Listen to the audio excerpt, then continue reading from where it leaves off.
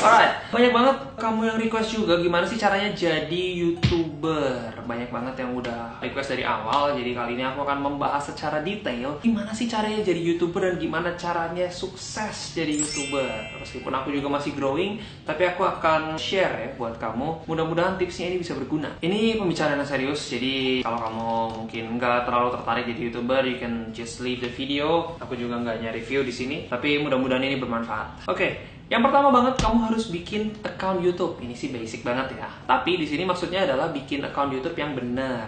Jadi namanya yang benar, yang mudah dikenali dan jangan ngaco. Unik beda sama ngaco ya. Kalau ngaco itu nggak jelas, tapi kalau unik mungkin bisa catchy gitu, kayak keinget terus. Yang kedua, kalau ini menurut aku sendiri ya, tahu dulu apa yang mau dibuat. Bikin YouTube di tahun 2016 ini beda di tahun 2008 ya. Mengulang cara yang sama nggak akan bisa membuat kamu sukses seperti YouTuber-YouTuber yang udah mulai tahun 2008. Misalnya kayak Chandra Leo, Edozel, atau Arab, atau mungkin Skin Indonesian 24. Mereka juga mulai duluan. Kalau sekarang YouTuber kan udah semakin banyak. Jadi kita ngomongin realistisnya aja. Kita harus lebih prepare dalam masalah video. Ini kalau menurut aku personal ya. Jadi kamu harus, kalau menurut aku, prepare materinya dulu. At least kamu kenali dulu diri kamu. Kamu pintarnya mungkin komedi, apakah musik, apakah drama, mungkin bikin apa. Aku nggak ngerti apa kamu channel yang informatif. Itu semua pilihan dari kamu sendiri, tergantung kamu bisanya apa. Jadi jelas channelnya nggak ngaco. Kalau di sini, di channel aku pengennya channel ini menjadi channel yang informatif. Jadi vlog pun aku buat informatif, banyak informasi-informasi yang kamu bisa dapetin. Jadi bisa untuk segala umur, dan juga orang yang nonton itu nggak cuma lihat Kevinnya doang, tapi dapat sesuatu. That's the first thing. 3. Bikin video dan di-upload. Bikin video di tahun 2016 ini beda banget sama bikin video di tahun 2008. Di zamannya Chandra Leo, di zamannya mungkin Bayu Skak cuma pakai handphone. Ini memang sedikit ironis, tapi ini faktanya ya. Aku nggak akan ngomong bullshit segala macam. Tapi jelas kalau kamu bikin video di tahun 2016 pakai handphone yang misalnya grainy dan segala macam, itu akan susah mencari penonton dibandingkan sama yang videonya bagus, misalnya kayak Chandra Leo atau mungkin yang kayak lainnya. Aku nggak bilang harus seperti Chandra Leo, enggak, tapi at least proper dan enak untuk dilihat, nggak geter-geter, nggak goyang-goyang. Bukan berarti kamu yang nggak punya kamera nggak bisa jadi YouTuber ya, tapi maksud aku di sini, kalau kamu emang ingin menjadikan YouTube sebagai sebuah peluang, pokoknya kamu pengen serius di YouTube, kamu pasti akan mencari cara gimana caranya bikin video yang bagus. Mungkin kamu bisa sharing kamera sama teman kamu, pinjam kamera atau segala macam yang bikin videonya terlihat bagus. Karena nggak bisa dipungkiri juga di tahun 2016 ini kecepatan internet semakin cepat dan semakin murah juga, dan semakin gampang buat didapat. Jadi ada keinginan dari masyarakat, dari orang-orang ini untuk menonton video yang lebih proper dan kualitasnya lebih bagus. Jadi kalau kamu mengulang cara yang sama yang dilakukan Edozel atau Skin Indonesia di tahun 2008 dan kamu ulangi di 2016, I'm telling you it's not gonna work. Kecuali konten yang diupload memang sangat-sangat unik banget, yang mungkin orang lain nggak bisa lakukan kecuali kamu. Yang keempat adalah be yourself. Karena YouTube adalah you. Kalau kamu menjadikan YouTube ini sebagai jangka panjang, yang namanya acting di kamera itu pasti akan capek. Kalau kamu menjadi pribadi yang lain, kamu menjadi orang lain, kamu pasti akan capek. Namanya juga orang terpaksa, apalagi pasti nggak akan maksimal. So be yourself. Kalau orang lain nggak suka sama diri kamu, ya memang ya terimalah, daripada kamu menjadi orang lain. So YouTube is very different from television. Kalau di televisi kamu dituntut untuk mungkin acting, kamu menjadi seperti apa yang televisi itu inginkan, atau mungkin kamu bisa jadi menjadi diri sendiri di televisi kalau memang kepribadian kamu kebetulan cocok sama televisi dan masyarakat kamu suka. Tapi nggak semua orang bisa seperti itu. Ada orang yang mungkin flat, ada orang yang mungkin nggak menarik kehidupannya. Jadi ada orang yang misalnya di YouTube sebagaimana mungkin membuat dirinya terlihat menarik dan mengada-ngada supaya banyak yang nonton. Tapi percayalah sama aku, hal yang seperti itu nggak akan bertahan lama. Trust me.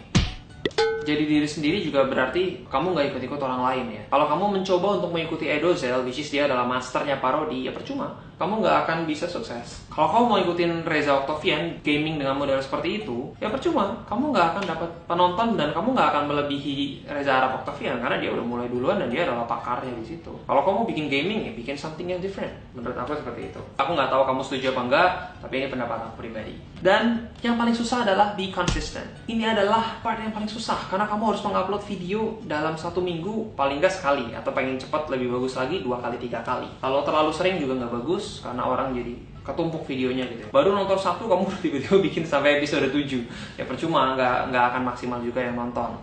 Tapi konsistensi adalah hal yang tersusah. Bukan dalam masalah bikin video aja. Dalam hidup memang susah untuk konsisten. Kamu mau diet pun susah kan untuk konsisten.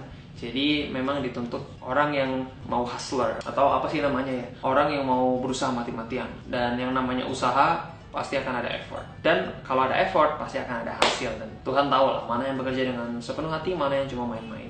Jadi pikir-pikirlah dulu sebelum kamu mulai ke YouTube. Karena banyak sekali orang yang pengen banget jadi YouTuber, tapi mereka tuh sebenarnya nggak tahu YouTuber itu pekerjaannya seperti apa. Dan memang iya, kalau serius YouTube ini bisa jadi pegangan hidup atau jadi mata pencaharian. Memang sampai saat ini aku mendapatkan pencaharian aku dari televisi, dan itu justru jauh lebih besar daripada apa yang aku dapetin di YouTube.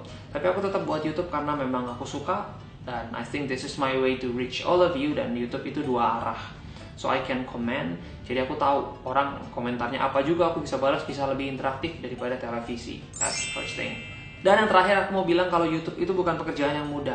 Video work is never easy, oke? Kalau buat aku biasa bekerja di televisi dengan puluhan kru di depan aku, mengatur lighting, mengatur kamera, mengatur set, mengatur skrip, mengatur jalannya program dan segala macam.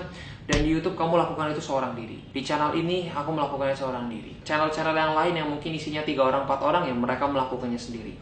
Kalau kamu mau hire karyawan untuk bikin video yang bagus, di awal-awal pasti akan susah. Kalau kamu emang gak kuat di video, buatlah konten yang bagus. Kalau kamu bisa buat video yang bagus, mungkin konten lebih di bawahnya, itu terserah kamu. Tapi kalau kamu bisa bikin dua-duanya bagus, that's a good thing. Dan jadi YouTuber juga masalah value. Kamu mau bikin sesuatu yang viral, sebenarnya caranya nggak susah. Bikin aja drama, bikin aja sensasi, bikin aja gosip. Itu orang Indonesia sebenarnya suka hal-hal kayak gitu.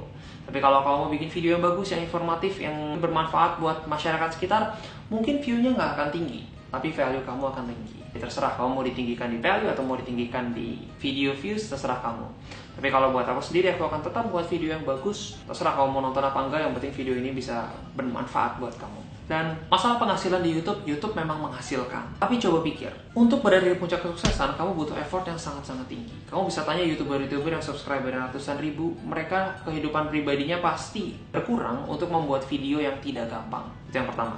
Yang kedua, kamu coba pikir lagi, pekerjaan mana yang kalau sukses tidak menghasilkan ratusan juta? YouTube memang bisa menghasilkan ratusan juta. Reza Octavian dipanggil ke Hitam Putih, bilang penghasilannya ratusan juta. Yes, karena dia berada di puncaknya YouTuber.